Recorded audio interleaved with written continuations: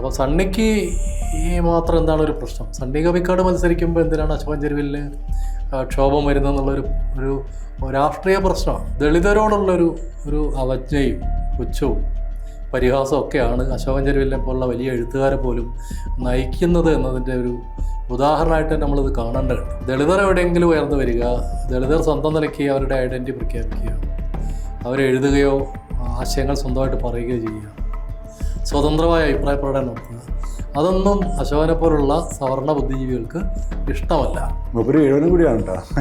ഇഷ്ടമല്ല. അപ്പോൾ പാരമ്പര്യമായിട്ട് ഈഴവർക്കുള്ള ഒരു ദളിത് വിരോധം കൂടി അതിനകത്ത് ഉള്ളിൽ കിടക്കുന്നു.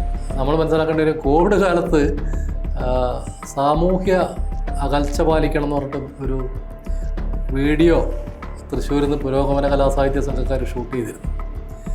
രാവുണ്ണിയൊക്കെ അഭിനയിച്ചിട്ടുണ്ട്. അശോകൻ ചെരുവിലാണ് അന്ന് പൂക്കാസയുടെ വലിയ നേതാവ്.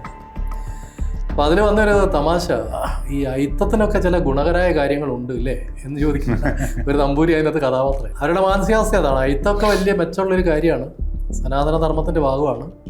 അത് കോവിഡ് കാലത്തായാലും അല്ലെങ്കിലും അതിന് ഗുണമുണ്ട് എന്നാണ് അവർ ചിന്തിക്കുന്നത്.